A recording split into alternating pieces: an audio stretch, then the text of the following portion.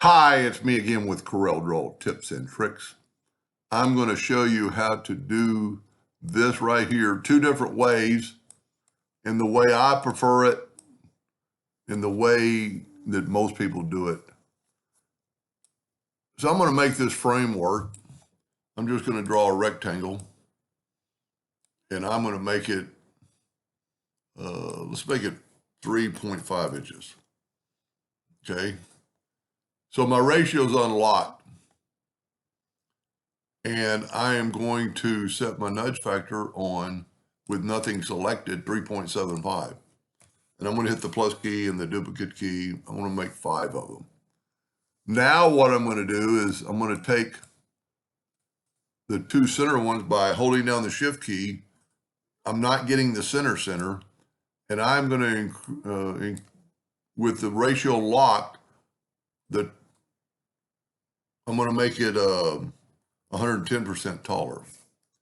Then I'm going to grab this one and I'm going to make it 120% taller.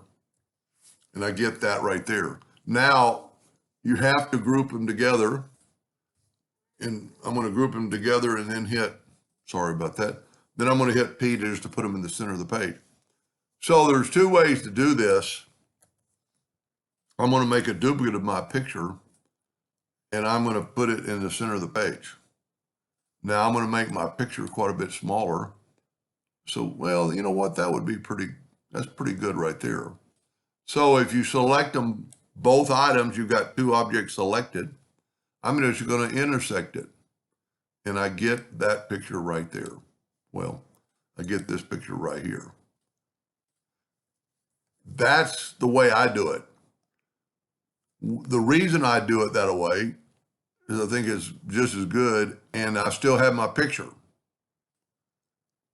So we're going to take, well, let's get back to where we had our box. And we're going to take and hit P, put it in the center of the page.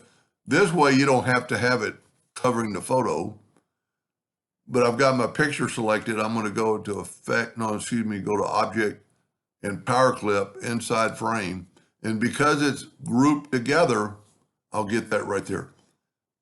Now, the reason I don't like it is you always have a power clip. Now I can take away the outline, but you always have a power clip. This you don't.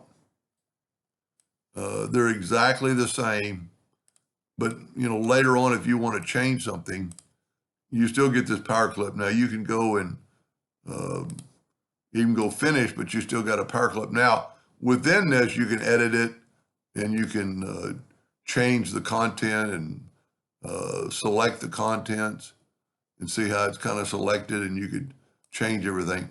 But I like the intersect tool better.